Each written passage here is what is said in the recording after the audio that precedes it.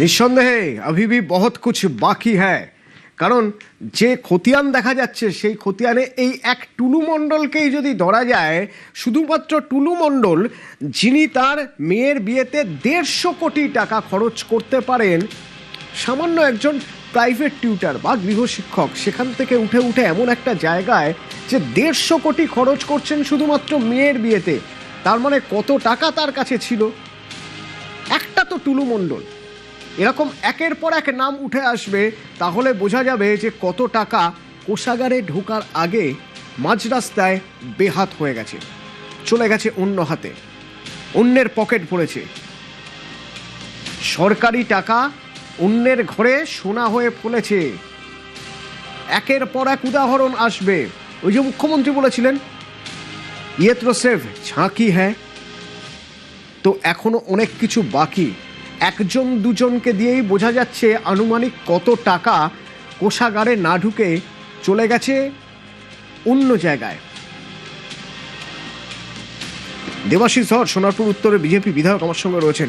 দেবাশিস বাবু, দীর্ঘদিনের অভিজ্ঞতা আপনার, একটা সহজ হিসেব আমাদের কাছে যা পৌঁছচ্ছে অন্তত বর্ধমান থেকে, সেই হিসেব বলছে যে সরকারি কোষাগারে যেখানে 2 কোটি টাকা পড়তো, গত 2 মাসে দেখা যাচ্ছে প্রতি মাসে 8 কোটি করে পড়ছে। মানে 6 কোটি পড়ার কথা ছিল, যেগুলো পড়তো না চলে যেত অন্যদিকে। আমরা টুলু মণ্ডলকে দেখছি যে টুলু মণ্ডল তার মেয়ের বিয়েতেই নাকি 150 কোটি টাকা খরচা করেছিলেন। এই টাকাগুলো একা টুলু মণ্ডল নাকি সঙ্গে আরো অনেকে মিলে খেতেন? টুলু মণ্ডল একটু আপনাদের কাছে ইনফরমেশনে যেটা আছে একটু কম হিসাবটা পেয়েছেন। ইডির কাছে যেটা করতে হয়েছে 500 to 600 CR খরচা করেছিল। আর 2 নম্বর কথা, টুলু মণ্ডল ছিল সিআর এর মানে যে টোল গেট গুলো আছে যেখান থেকে রাজস্ব কালেকশন হতো, ওখানকার হিসেব লিখতো, দ্যাট ওয়াজ দি স্ট্যাটাস। তো মোটামুটি 9 বছর উনি ওই দায়িত্বটা চালিয়েছেন।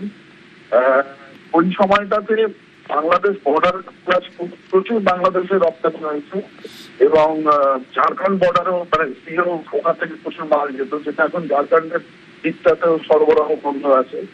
আপনি ধরে রাখুন মাসে 120 থেকে 150 কোটি টাকার কালেকশন হতো ওই সময়। 5 কোটি টাকা মাত্র রাজস্ব জমা পড়তো, অন অ্যান অ্যাভারেজ মানে 60 কোটি টাকা বছর জমা পড়তো। এরকম প্রত্যেকটা পশ্চিমবঙ্গের মানে বালি পাথর বিভিন্ন সেক্টর গভর্নমেন্টকে এখন চালাতে গেলে দুটো মানে আয় এবং ব্যয় প্রদিক থাকে। তো আয়ের সোর্সটাকে আপনাকে স্ট্রং করতে হবে। একমাত্র মদ ছাড়া গভর্নমেন্টের সেখান থেকেও কাটমানি যেত, বাট প্রত্যেকটা সেক্টরে যে টাকাটা যেভাবে সাইফারিং হতো, মানে 100 টাকা কালেকশন হলে 10 টাকা বা 5 টাকা রাজস্ব জমা পড়তো।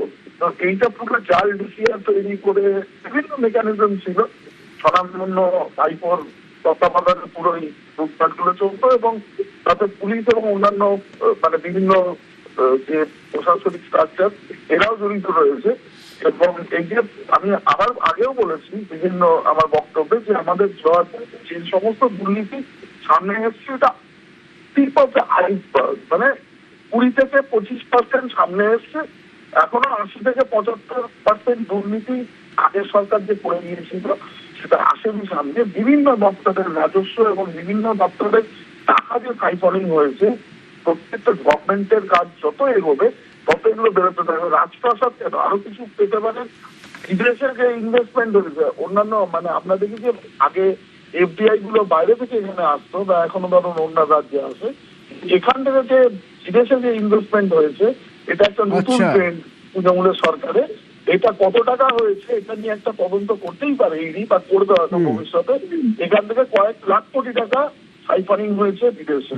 এটা আমি দায়িত্ব নিয়ে বলছি এবং এটা ভবিষ্যতে আসবেই আসবে, এটা নিয়ে কোনো ভুল নেই।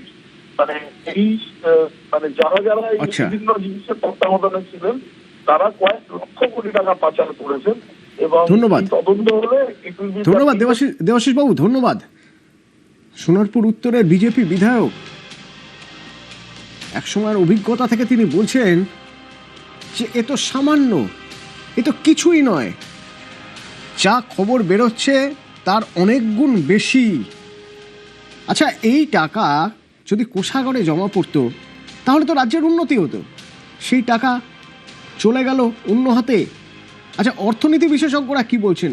টোলের টাকা, বিভিন্ন টাকা, এই যে টাকাগুলো, সেই টাকাগুলো যদি কোষাগারে জমা পড়তো, কতটা সুবিধা হতো রাজ্যের।